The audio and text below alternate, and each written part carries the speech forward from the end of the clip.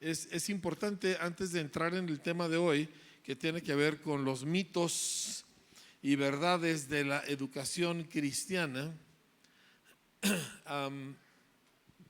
Es importante que nosotros entendamos que cristiano es una palabra que queremos evitar un poco. ¿Por qué? Cristiano es un apodo que nos pusieron a los discípulos hace 2000 años. Nosotros no inventamos la palabra cristiano, la inventaron los inconversos, la inventaron los paganos, ¿sí? La palabra que la Biblia usa es discípulo. Y nosotros somos discípulos de Jesús. ¿Por qué? Porque cristiano es una especie de cosa cultural o pertenezco a tal y cual organización. Pero discípulo es una decisión y un caminar personal, intencional, de seguir a Jesús de Nazaret. Y nosotros no solamente queremos ser discípulos, queremos hacer discípulos de nuestros hijos. Y ahí es donde la educación que escogemos para ellos, tanto en casa como en escuela, es vital. Entonces, ser discípulos sí significa que no podemos cristianificar nuestras costumbres. Déjeme le doy un ejemplo que yo estoy seguro que aquí no existe, ¿verdad? Un problema que no existe. En mi tierra hay hombres que literalmente compran una casa porque está enfrente de la casa de su mamá, porque ellos van a desayunar y cenar con su mamá todos los días de su vida. ¿Me explico? Y ellos piensan que son increíblemente buenos hijos. El problema es que la Biblia dice exactamente lo contrario. Dice: por esta causa dejará el hombre a su padre y a su madre y se unirá a su mujer, ¿sí? Y una mujer que tiene un marido que se la pasa con mami, pues no es una mujer muy feliz, que digamos. Entonces, el asunto es que es muy fácil que una persona haga eso y luego diga: es que la Biblia dice honra a tu padre y a tu madre. Está cristianificando una costumbre que ya tenía. Y eso es donde entra la falsedad, porque es como por ejemplo la gente que se clava mucho con la prosperidad y que no, y que Dios nos quiere prosperar, sí, pero tú no descubriste en la Biblia que Dios nos quiere prosperar. Tú amas el dinero y estabas usando un versículo que te respaldara, y eso no se vale. ¿Me explico? Entonces, lo mismo va para la crianza de nuestros hijos, lo mismo va para cuando nos ofendemos nosotros con un maestro o cuando cualquier cosa. Nosotros necesitamos recordar: yo soy un discípulo de Jesucristo, yo sigo sus enseñanzas, yo sigo su ejemplo y yo modificaré las cosas que tenga que modificar, y también le voy a enseñar a mi hijo a hacer eso, y no voy yo a cristianificar las cosas. Entonces, si nosotros estamos en esta determinación, nuestros hijos puede que no la capten conscientemente, pero sí la van a captar. Y eso les va a facilitar a ellos también tener esa clase de flexibilidad y disponibilidad para ellos moldear o adaptar su propia forma de ser, su propio comportamiento a lo que debe ser. ¿Está bien? Entonces, no, más que educación cristiana, lo cual no tengo problema con el nombre, pero hay que entender que estamos hablando de hacer discípulos de Cristo. Somos discípulos haciendo discípulos, padres que somos discípulos y maestros que somos discípulos, tomando a niños y haciéndolos a ellos discípulos de Jesús. Y no hay otro camino y no hay otra manera. No hay otro camino a Dios más que Jesús de Nazaret. No hay organización, no hay práctica, no hay sacrificio personal. Lo único que nos puede conectar con Dios es seguir a Jesús. Y queremos que eso sea lo que le pasa a nuestros hijos. Muy bien. Entonces, vamos a hablar un poquito acerca de los mitos y de las realidades o verdades de una educación cristocéntrica. Lo primero es que es una educación. O sea, no es un culto, no es un servicio religioso, es una educación. Y enseñamos las materias propias de la educación, pero no porque tenemos que, sino porque Dios inventó las materias. Nosotros pensamos: bueno, sí, es que hay que enseñarles el español, matemáticas, ciencias, sí, y también la Biblia, ¿verdad? Y también de Cristo. Es que Cristo inventó la ciencia. Y Cristo inventó el lenguaje. De hecho, su nombre, en cierto sentido, es lenguaje. Su nombre es el verbo, ¿sí? O sea, Dios comunica. Es más, dentro de todos los seres vivos que tienen cuerpo físico, nosotros somos los únicos que tenemos lenguaje. Ningún animal, por inteligente que sea, un delfín, un perro, un perico, ninguno tiene lenguaje, solo nosotros tenemos lenguaje. Es parte de nuestra semejanza con Dios. Dios nos dio a nosotros una habilidad que a ningún otro ser físico le ha dado, la capacidad de entender y de expresarse mediante vocablos.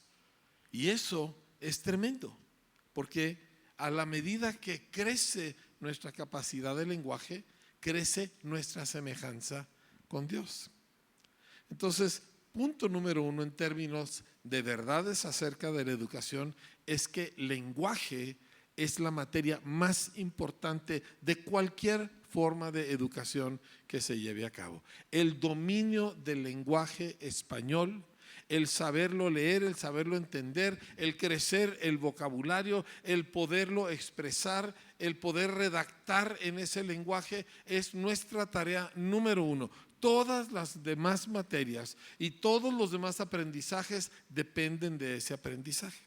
Por lo tanto, yo quiero recomendarle que usted invierta en libros, literalmente, libros. En varias maneras, no solamente en su dinero para ir y comprar en la librería, sino en su tiempo para leerle a sus hijos.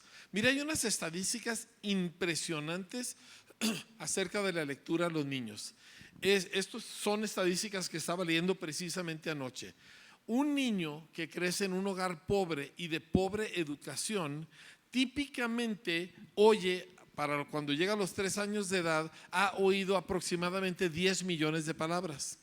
Un niño que crece en un hogar profesionista donde hay buena educación, para los mismos 3 años ya ha oído 30 millones de palabras, 3 veces más.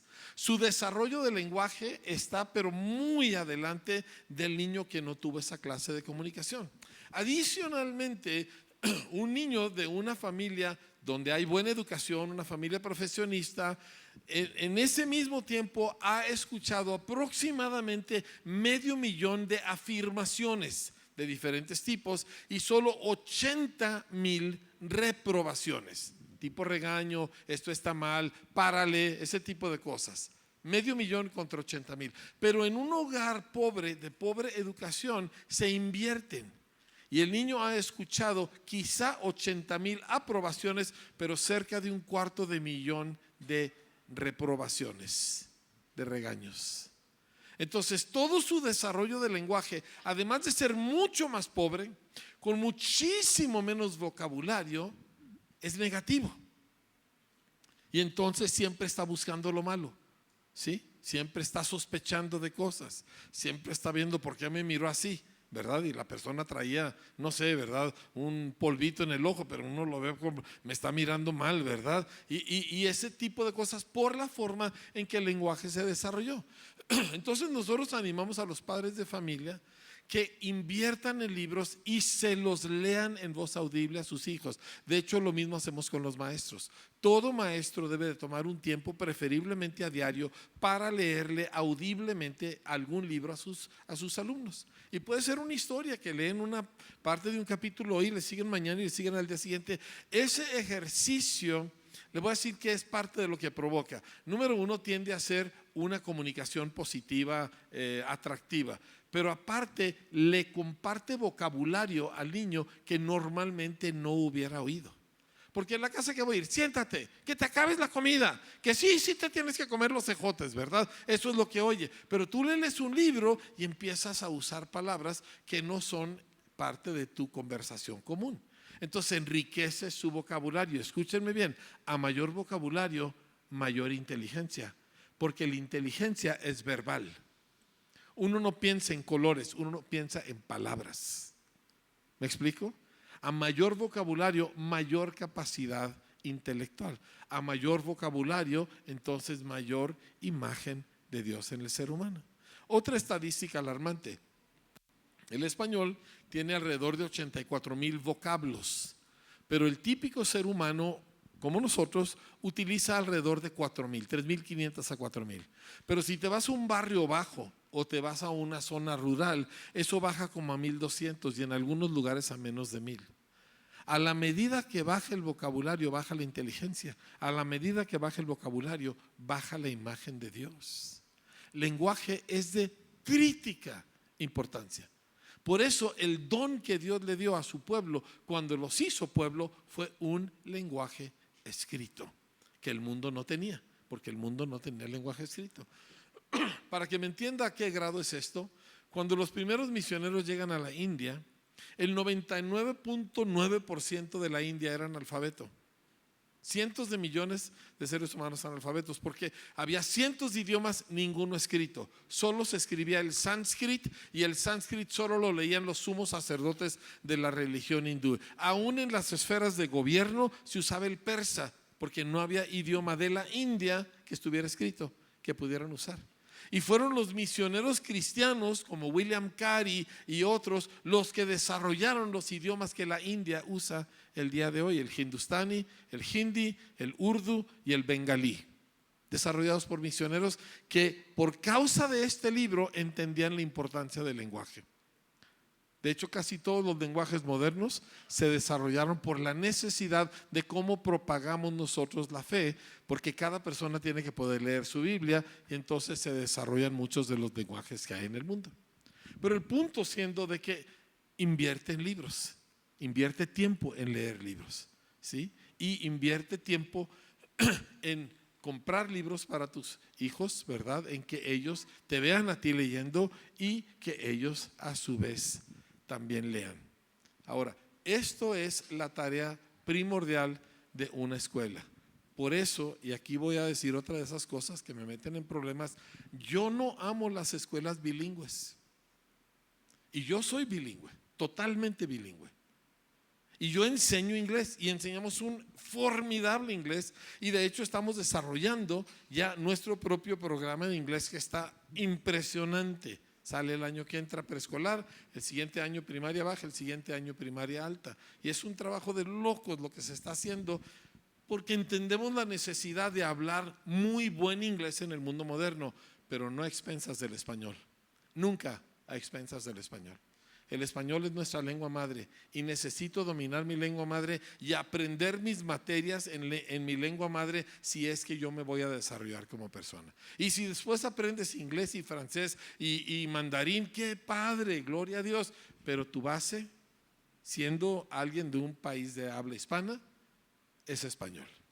Eso significa leer, eso significa ensayos, eso significa poemas, eso significa la belleza de la expresión, eso significa canciones, lenguaje, lenguaje, lenguaje, lenguaje, lenguaje. Llenas tu vida, llenas tu casa de lenguaje. En la Biblia se le ordena al pueblo de Dios hacer eso. Se le dice: vas a escribir estas palabras en los postes de tu casa, lo vas a escribir en las paredes, vas a hablar de ello todo el día. Al rey, en Deuteronomio 17 se le da la orden de que él tiene que escribir con mano propia, no con un secretario, por su propia mano, una copia del libro de la ley a mano, para que lea en él todos los días, para que no se aparte su corazón de Dios. Ustedes tienen que entender que en las edades medias, donde el Cid Campeador y Carlomagno y todos ellos, los reyes eran analfabetos, no sabían leer ni escribir. Empleaban a gente para hacer eso, típicamente a judíos, porque ellos tenían la cabeza suficiente para saber que eso era importante. Pero cuando Dios puso un rey, él dijo: tú vas a escribir la Biblia, toditita la Biblia, la vas a escribir de cubierta a cubierta a mano. A Dios le importa el lenguaje, y a Dios le importa tu uso del lenguaje. Esta es una de las verdades fundamentales de la educación. Y si se fijan, yo pudiera estar hablándole esto a casi cualquier público de cualquier religión o sin religión, porque el hecho es de que el lenguaje es vital para todo ser humano. Ahora, lo que yo estoy diciéndonos a nosotros que creemos en Cristo es que Dios inventa el lenguaje. Y yo ser experto en lenguaje no me separa de Dios, me crece en mi posibilidad de comunicación con Dios. ¿Está bien? ¿Estamos ahí? Entonces le quiero animar.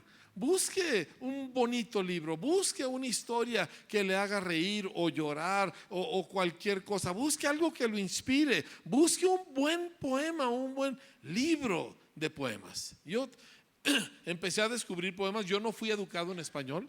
Yo solo estudié en español hasta segundo de primaria, de tercero en adelante todo fue en inglés. Entonces cuando yo regreso a México ya convertido al Señor, pues mi español era el español de un niño de 7 años. Mal, y yo me tuve que poner a leer libros de historia, libros de todo para yo poder ponerme al corriente, porque yo venía sumamente atrasado. Y una de las cosas que tuve que descubrir fueron poemas. Y poemas, la mayoría de nosotros en la escuela nos dijeron, ok, el poema es esto, y entonces ya lo hacíamos en un examen, el poema es esto, y nunca volvimos a leer poemas. No nos interesan poemas, ¿verdad? Todo está. Es que mire, parte del desafío de una escuela verdaderamente cristiana es que tenemos que educar a su hijo, al maestro y a usted. Es la realidad. Y no es porque sea su culpa, es que no nos educaron bien. La educación mexicana históricamente ha sido una educación utilitaria. Es decir, educamos para ser maquileros, educamos para trabajadores de fábrica, no porque amamos, ¿verdad?, la belleza. Y sí, claro, hay 2, 3 listos, ¿verdad? Hay un Amado Nervo, ¿verdad? Y hay un Octavio Paz, y sí, ellos, wow, pero la gente normal, ay, no, eso no nos interesa. Pero eso está mal, porque eso nos roba lo que somos. Entonces vamos, en una verdadera escuela cristiana, vamos a trabajar para educarle también a usted. Y no se lo digo de ninguna manera despreciativa, es simple y sencillamente, pues traigo lagunas, ¿verdad? A ver, honestamente, ¿quién aquí ha leído un poema por puritito gusto en los últimos 10 años? Por puritito gusto, ¿sí? No llegamos a 20. Ok, puede bajar su mano. Y repito, no es su culpa, es parte de cómo se nos educó, pero sí es su responsabilidad. Porque usted no quiere repetir eso en su propio hijo. ¿Está bien? Ok. Si me dan chance más al rato, les leo un par de poemas para que, o les leo un poema para que me oigan de qué estoy hablando. Mire, este es un poema de Netzahualcóyotl. Dice, ¿con qué he de irme? ¿Nada dejaré en pos de mí sobre la tierra? ¿Cómo ha de actuar mi corazón? ¿Acaso en vano venimos a vivir, a brotar sobre la tierra? Dejemos al menos flores, dejemos al menos cantos. Un poema muy sencillo de un gobernante precolombiano. Ahora le voy a leer otro que se llama, este me encanta por su manejo del idioma y por las imágenes que evoca, ¿sí? Se llama El sueño del caimán. Lo escribió José Santos Chocano de Perú. Y la explicación, se la voy a leer previa, dice: el caimán se vuelve imagen metafórica de la experiencia del sujeto que, entre las apariencias de fuerza y brillo, vive aislado del conjunto que le rodea, atrapado en sí mismo. Y ahí le ve el poema. Dice: enorme tronco que arrastró la ola yace el caimán varado en la ribera, espinazo de abrupta cordillera, fauces de abismo y formidable cola. El sol lo envuelve en fúlgida aureola y parece lucir cota y cimera cual monstruo de metal que reverbera y que al reverberar se torna sola. Inmóvil como un ídolo sagrado, ceñido en mallas de compacto acero, está ante el agua estático y sombrío, a manera de un príncipe encantado que vive eternamente prisionero en el palacio de cristal de un río. Qué bonito, ¿verdad? Dicen, no le entendí, yo tampoco, pero qué bonito suena. No se crea, sí le entiendo. Pero qué belleza del manejo del lenguaje. ¿No se le hace eso mejor que ¡chale! ¡Tráete las tortillas! Que eso es a lo que estamos acostumbrados. Pero el lenguaje nos puede llevar a dimensiones. Y eso queremos hacer con su hijo. A eso lo queremos llevar. ¿Sí? Tengo un amigo mío, uno de mis mejores amigos, que enviudó hace varios meses. Y él y su esposa, ellos eran enamorados, colaboradores, etcétera, etcétera. Y él aparte estaba súper chiqueado de ella, ¿verdad? Y no sabía cómo fui a verlo, ¿verdad? Cuando ella falleció, para estar en el funeral. Y me vengo, pues me preocupa, es mi amigo, pero vive lejos. Así que encontré un poema.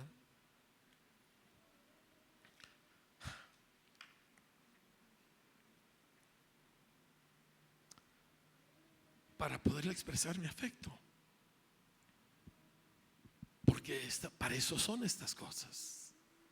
Entonces te da una riqueza de sentimiento, de imaginación, ¿sí? Lo puede usted buscar después, porque no creo que se lo pueda yo leer con un ojo seco, porque es mi amigo.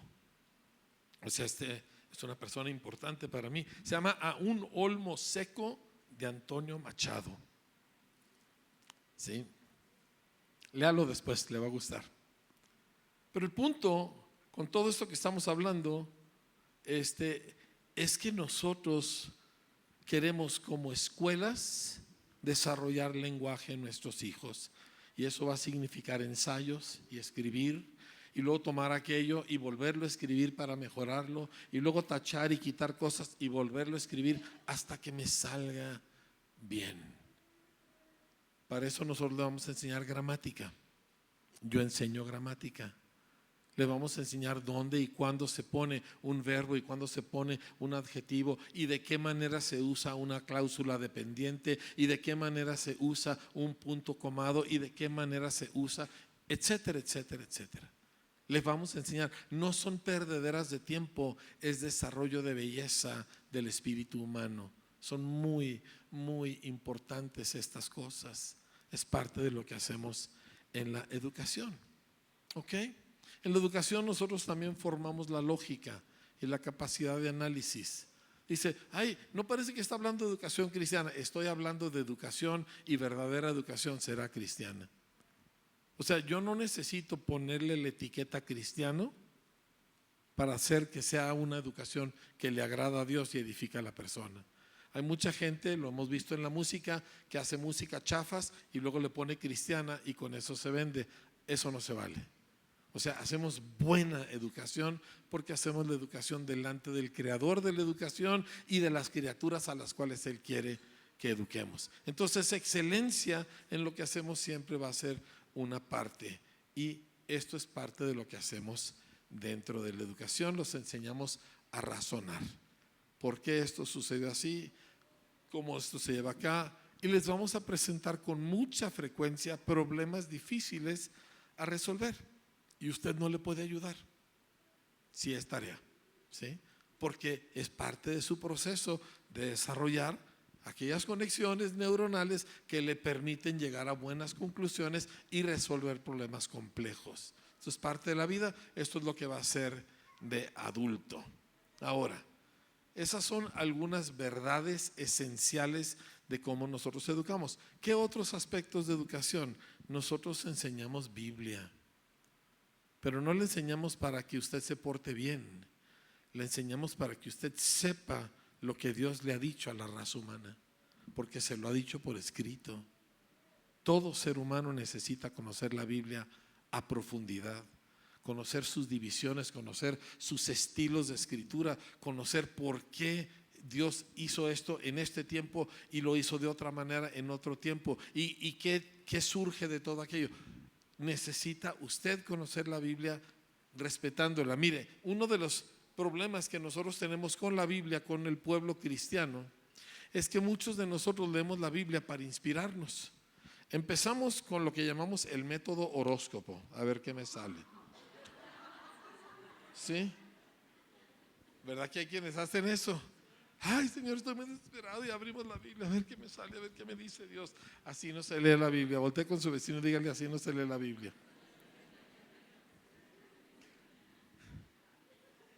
Usted lee la Biblia porque usted quiere oír lo que Dios nos dice a la raza humana.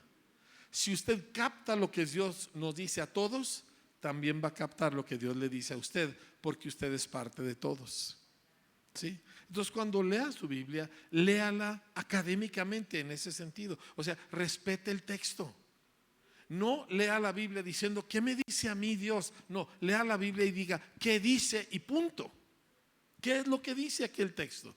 Y a la medida que usted capta lo que el texto dice, usted capta lo que Dios está hablándonos a la raza humana, y entonces podemos avanzar.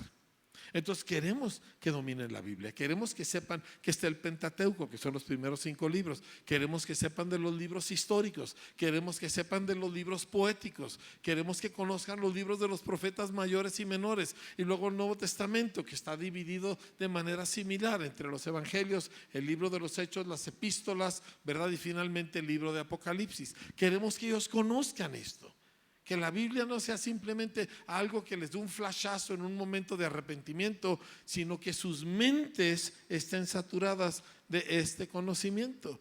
Una de las prácticas que yo procuro hacer, y honestamente a veces la he descuidado, es escribir libros de la Biblia. Sentarme y en un cuaderno ir escribiendo pasajes. Me ayuda mucho meterme esa información a mi cabeza. Me hace mejor persona. Entonces es parte de lo que queremos que nuestros hijos hagan, ¿sí? También queremos que aprendan historia. Ahorita yo estoy trabajando en un libro de historia para secundaria, historia de México. Historia de México es complicada. Somos un pueblo súper peleonero. ¿Sí? Usted ha leído La Revolución. ¿Usted le entiende? Eran todos contra todos. Pancho Villa contra Venustiano Carranza, contra Francisco Madero, contra Huerta, contra Obregón, contra Calles, y sigue, y todos contra todos. Era un rebatingo ahí tremendo. En el siglo XIX hay ratos donde en un año hubo 3 diferentes presidentes. Santana, que es un nefasto, ¿verdad? Siempre lo tenemos como el malo que nos perdió la mitad del país. Usted sabe, canijos gringos se quedaron con la parte que tiene todos los freeways, ¿verdad? No sabía eso. Pero en fin, fue presidente 11 veces. Como mexicano usted necesita saber esas cosas. Usted necesita saber de dónde venimos, el caos donde nos encontrábamos. ¿Por qué? Porque no puede hacer nada por su propio país si no sabe los desafíos que tiene. Así que les enseñamos historia. Somos escuelas, somos académicos, enseñamos ciencias y historias, pero enseñamos nosotros con una perspectiva diferente, o más bien una perspectiva más completa. Porque cuando hablamos de ciencias naturales, nosotros entendemos que hay una fuente y que hay un diseño y que hay razón detrás de esas cosas, ¿sí? Por ejemplo, nada más le doy un detalle, y yo sé que los educadores ya lo saben, pero los papás quizá no. ¿Sabe usted, por ejemplo, que en las matemáticas hay un número infinito? Bueno, no es el único, pero es uno de los. El número de pi, que es la circunferencia, ¿verdad?, dividida entre el diámetro, y te da pi, y es un número que nunca termina. De hecho, hace algunos años unos científicos de computación en China, usando quién sabe qué tantísimas computadoras en la nube, llevaron punto decimal y luego 22 billones de lugares después, y no terminaron. Y es un número que ha sido conocido desde miles y miles de años atrás, porque es un número que dice: hay algo más en este universo que lo que nosotros sabemos. Y lo mismo va si estudiamos química, lo mismo va si estudiamos las maravillas de la tabla periódica, todas estas cosas. Algunas de mis experiencias más gratas de recién convertido fue en mi clase de química, porque nos escuchaban química y yo ataba cabos en la creación. Le voy a dar un par de ejemplos. El agua, que es de lo que depende la vida en el planeta, el agua es una sustancia rara que contradice las leyes de la física. ¿Por qué?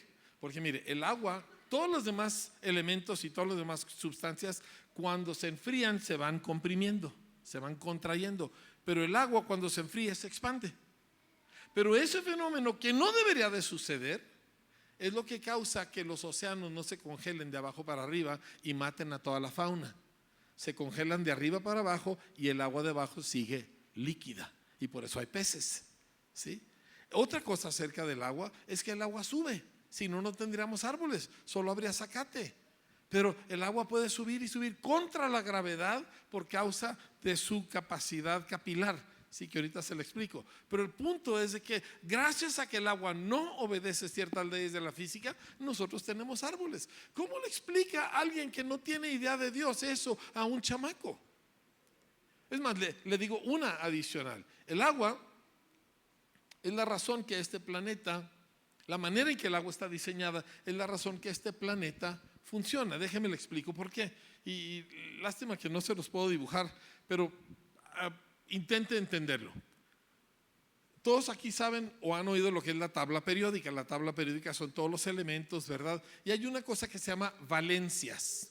Valencias es el número de electrones que le faltan o le sobran a un átomo.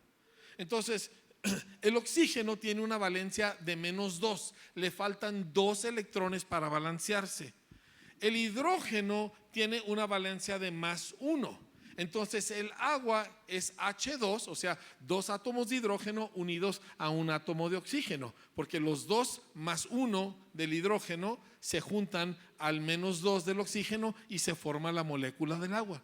Pero, interesantemente, en toda la tabla periódica, en toda la fila o la columna de las valencias de -2, cada vez que hidrógeno se junta con cualquiera de esos elementos, produce moléculas rectas con esta forma. Pero con el oxígeno, y nadie sabe por qué, la molécula tiene esta forma. Y no hay ninguna explicación por qué la molécula del agua es así en vez de derecha. Pero el resultado de ser así, por esta forma, es que las moléculas del agua se pegan muchísimo más las unas con las otras que si fueran moléculas rectas. Como resultado, el agua absorbe muchísima más energía sin evaporarse. Y esa es la razón que durante el día los océanos no hierven y durante la noche no se congelan. Porque algo que ningún científico le puede explicar de por qué la molécula del agua tiene esta forma, causa que el agua permita la existencia de la vida en el planeta Tierra. Nosotros, como educadores cristianos, le mostramos el fenómeno y luego le decimos: adivina de dónde viene esto. Adivina a quién se le ocurrió este detalle. ¿Sabe cuántos planetas hay con agua en el universo? Ninguno. Yo sé que todos los periódicos y todas esas revistas chachareras de los ovnis, ¿verdad?, dicen no han descubierto un solo planeta en el universo con agua. Nada más aquí. Somos un fenómeno completamente singular. ¿Sí? Y es porque a Dios, que como todo genio, los genios no hacen cosas complicadas, hacen cosas sencillas que son brillantes. Y eso es lo que Dios hizo con la molécula del agua, que hizo posible todo lo que aquí existe. Eso enseñamos en clase de ciencias. Y claro que enseñamos fórmulas y enseñamos combinaciones y todo lo demás, pero con una perspectiva diferente. Entonces, todo esto, ¿qué está haciendo? Le está dando a su hijo una cosmovisión. Le está dando una perspectiva desde la cual él ve la vida. ¿Sí? Y el resultado es que esto afecta no solamente su entendimiento del mundo que le rodea, sino su papel en el mundo.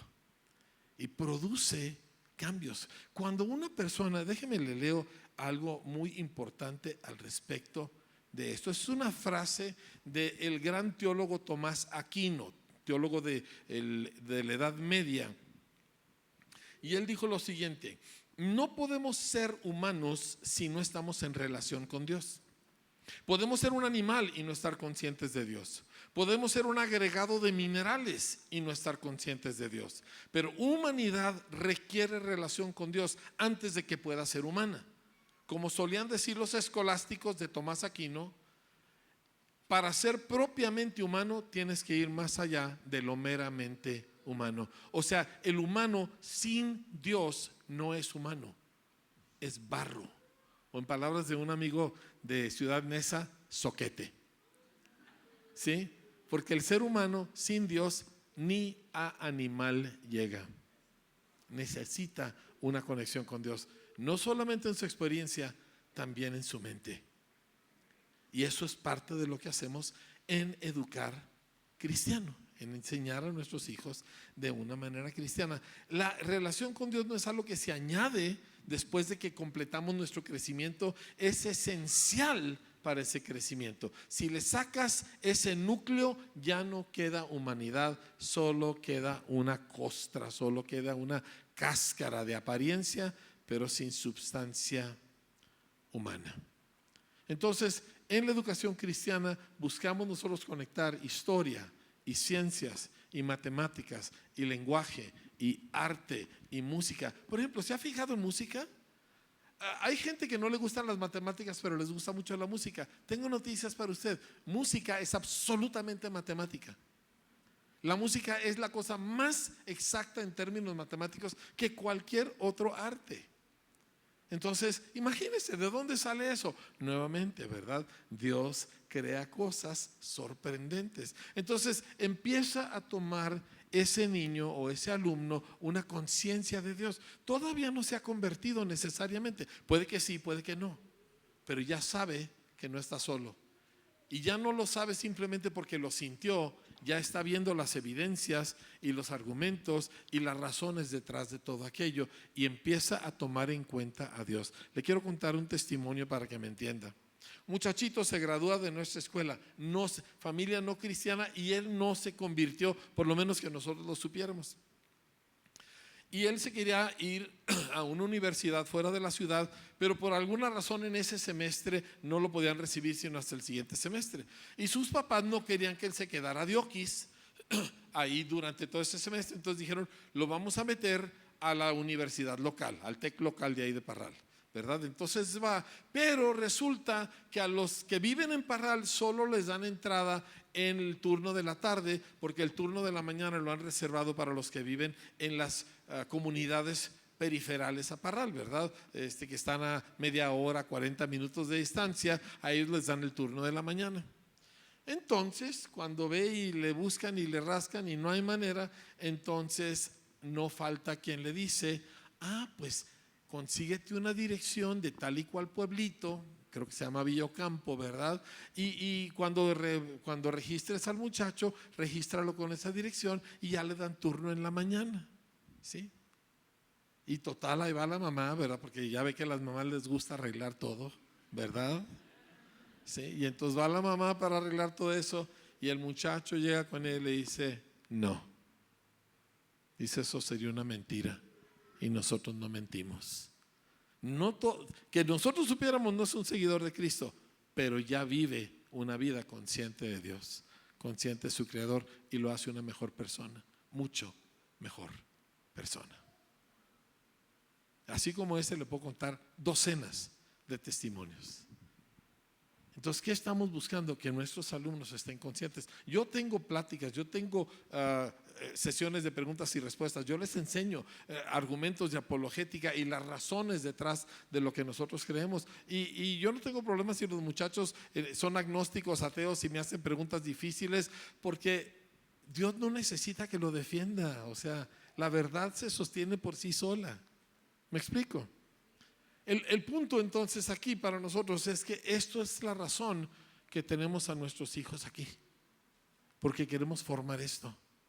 No es para protegerlos de lo malo del mundo, y sí los queremos proteger, es que queremos formar mentes que entienden la realidad como realmente es, desde la perspectiva de Dios, porque todo otro entendimiento de la realidad no funciona. Y si no me cree, lea los periódicos y vea cómo vive la gente. ¿Me está captando? Considere lo siguiente: hay países que ya no son cristianos, pero que tuvieron una profunda influencia cristiana por siglos. Y esos países tienen una moral más alta que muchos países cristianos. Por eso le digo que a mí la palabra cristiano la pienso un poquito, ¿sí? ¿Le puedo dar un ejemplo? No, es que son esos ejemplos que me meten líos, ¿verdad? Si usted perdiera su cartera llena de dinero, ¿sí? Llena de dinero, que no, la mía no está, pero en fin, ¿verdad? Yo tengo esposa y tengo hijos. ¿Quién prefiere que le encuentre?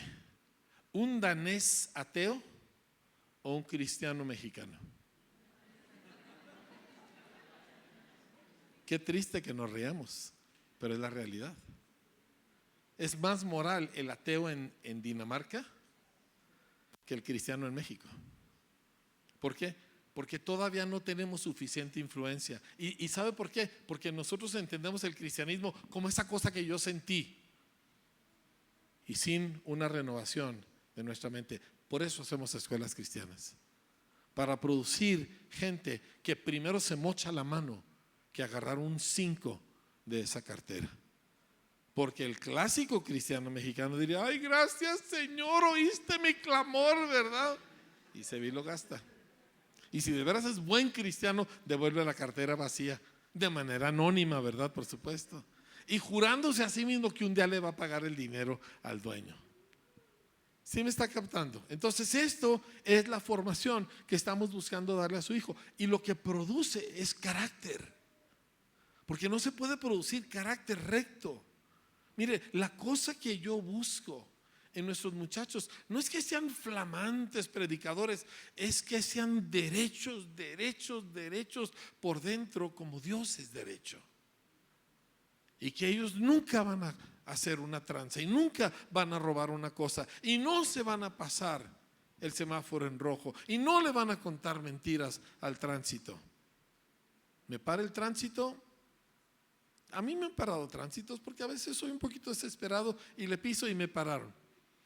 ¿Qué pasó, señor? No, le dije, pues venía demasiado rápido, ni hablar. Aquí está mi licencia. No, pues mire, ¿quién sabe? No, aquí está la licencia, ¿verdad? Aquí está todo. Y él ya siendo como, deme 200 pesos si no hay bronca, ¿verdad? No, múlteme. ¿Por qué? Pues porque yo hice algo que está mal. Y su obligación es multarme y se acabó. Y es 1000 veces más inconveniente porque voy a tener que ir a tránsito y todo el circo para recuperar, ¿verdad?, mi licencia o lo que sea.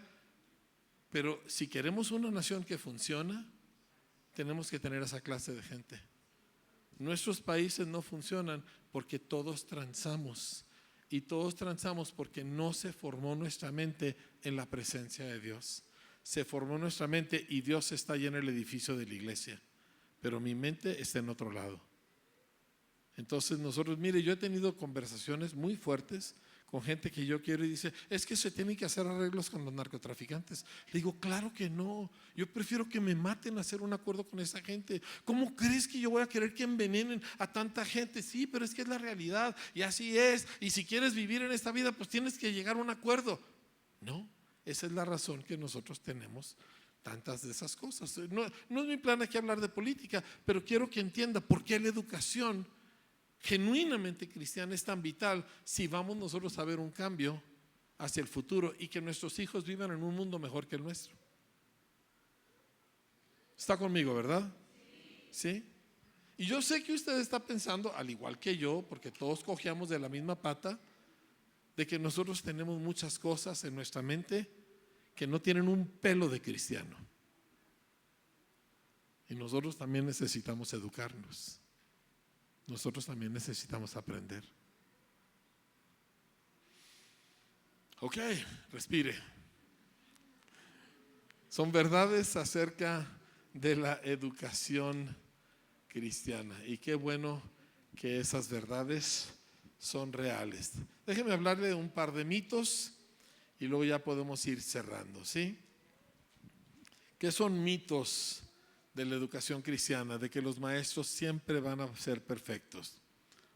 Los maestros la van a regar, ¿sí? Los maestros van a cometer errores. Los maestros a veces le van a poner una calificación reprobatoria a su hijo y no se la merecía. ¿Y sabe qué? No es el fin del mundo. Supérelo. ¿A usted nunca le pusieron una mala calificación que no se merecía? ¿Y a usted nunca le pusieron una buena calificación que tampoco se merecía? También, y de esa no se quejó, ¿verdad? Claro que no. Entonces, si le ponen una mala calificación, supérelo. Dice: es que no es justo. No es justo, mijito, pero la vida no es justa. Vamos a trabajar el doble, vamos a convencer a tu maestra de que tú sí sabes, ¿verdad? Y tranquilo. Y si se logra revertir esa calificación, bien. Y si no, no pasa nada. Pero maestros que trabajan en una escuela cristiana a veces cometen errores y no es el fin del mundo. Entonces, ¿qué hacemos nosotros? Tratamos a esos maestros con el decoro, con el respeto que se debe. Yo quiero hablar con un maestro porque algo está mal. Primero supero mi crisis emocional, ¿sí? de que mi hijito, y cómo es posible que le hagan eso. Primero supero eso, luego pido una cita y luego voy a esa cita en un lugar donde yo puedo hablar cuerdamente y pedir, exponer mis puntos y no morirme por ello. ¿Sí? Esto es un punto muy importante. ¿Qué es otra cosa acerca, otro mito de la educación cristiana? De que los dueños se hacen ricos. Yo no sé por qué hay esa idea de que por el hecho de que nos cobren algo, de que hay un montón de dinero. Le voy a decir la realidad de una escuela cristiana, y yo estoy seguro que ustedes me pueden confirmar aquí y cualquier otra escuela cristiana que esté presente. El 85 o más por ciento de nuestro presupuesto total, y aquí traigo mis presupuestos, si los quiere ver se los enseño, 85 más por ciento es para sueldos y los impuestos que esos sueldos generan. Esa es la realidad. Ay, dice usted, deberían de construir una alberca. ¿Con qué ojos, divino tuerto? ¿Me entiende? Pues usted quiere que construya una alberca, perfecto. En vez de cobrarle 3,500 pesos, le cobro 10,000, que es lo que cobran las escuelas caras de las ciudades grandes, ¿verdad? Y yo le construyo 2 albercas. Pero la realidad es que la educación cuesta, y los que hacemos educación cristiana normalmente le perdemos dinero la mayor parte del tiempo. Ahora estábamos hablando, Moisés y yo, acerca del hecho de que esta escuela ya puede cubrir su operación, ¿verdad? Pero edificios no, expansiones tampoco, igual nosotros. Nosotros para cualquier expansión es la iglesia la que le mete mano. Buscamos la manera, pero cubrimos nuestra operación, cubrimos nuestros sueldos, cubrimos el comprar ocasionalmente pupitres o algo así. Pero si queremos construir unas nuevas aulas, la escuela no tiene con qué. ¿Por qué? Porque nuestro objetivo de educar no es hacer negocio. Nuestro objetivo de educar es educar, verdaderamente. Entonces este es un mito que es importante que nos vayamos quitando. Y cuando le toque pagar, pague con gusto. Y si se retrasa, traiga la multa y sonría. ¿Sí? Sonría de veras. ¿Por qué? Porque créame, nosotros, le tengo que confesar algo, en nuestro presupuesto, si usted ahorita ve mi presupuesto de la escuela, dentro del presupuesto nosotros tenemos un renglón para multas. Queremos que algunos de ustedes se tarden para que paguen multa, porque si no, no alcanzamos a pagar todo. Necesitamos que algunos nos fallen. Esa es la realidad. Ok, entonces, otro de los diferentes mitos acerca de la educación cristiana es que la escuela cristiana va a hacer a mi hijo cristiano. No es nuestro objetivo. ¿Cómo? No es nuestro objetivo. Nuestro objetivo es educarlo, y educarlo en la verdad, y la verdad obviamente sin Dios no es verdad. Entonces nosotros queremos educarlo, pero no somos nosotros una institución evangelística. Ahora, ¿gente se convierte en la escuela? Sí, y montones, tanto chamacos como papás. Pero la responsabilidad de que su hijo sea cristiano es suya. No es del maestro, no es del pastor, no es del ministerio de niños, es suya. Si usted es un creyente serio, usted es un creyente devoto, su hijo también lo va a hacer. Si usted sirve al Señor, su hijo también lo va a servir. Si usted va a la iglesia el domingo, no le puedo garantizar que le va a pasar a su hijo. No hay garantías. Y la escuela tampoco se lo puede garantizar. Esa parte le toca a uno como papá o como mamá. ¿Sí? ¿Ayuda? Sí ayuda. ¿Desarrolla? Sí desarrolla. ¿Crea conocimiento? Sí, y mucho, ¿verdad? Les pone los pies sobre la tierra en base a Dios, total y absolutamente, pero no puede garantizar la conversión de un muchacho.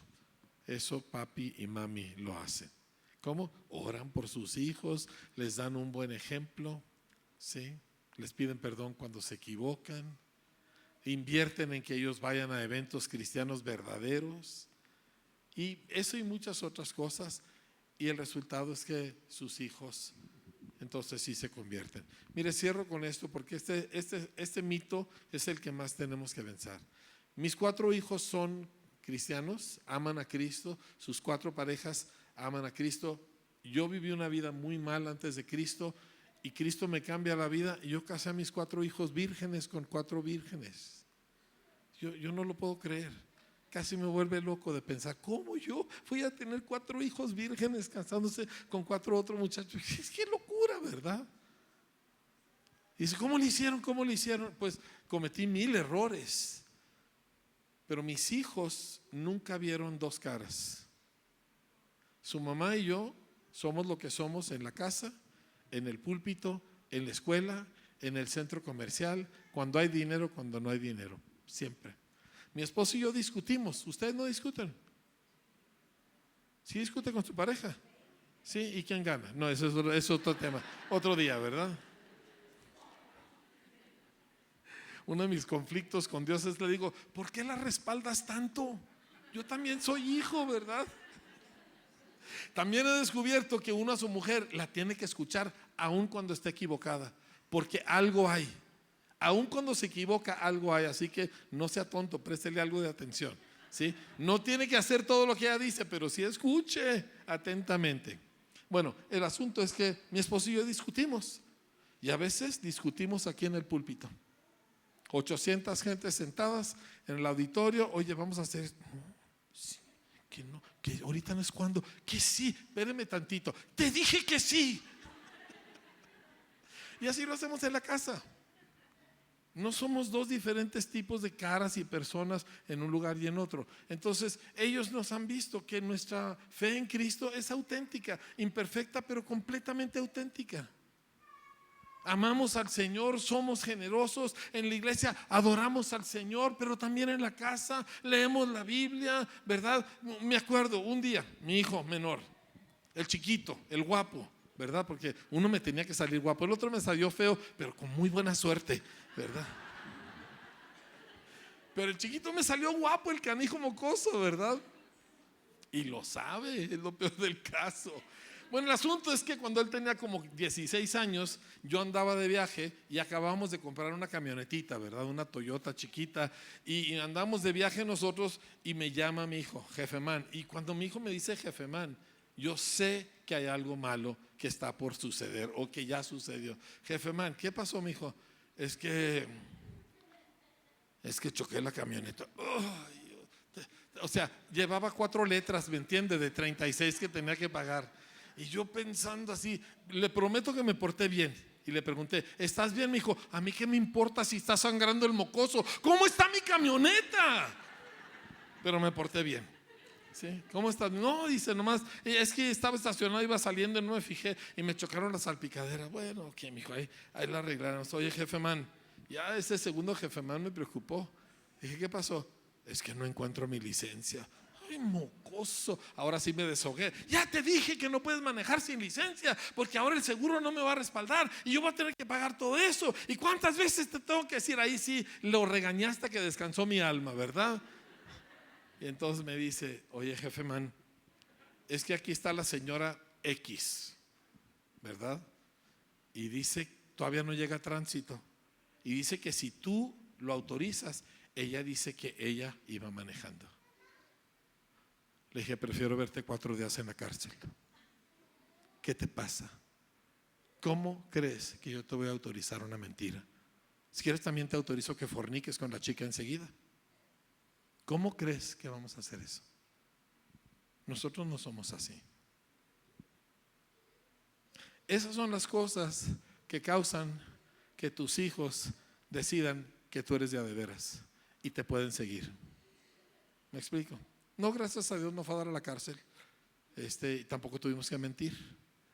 Pero el punto es tus hijos necesitan verte en acción.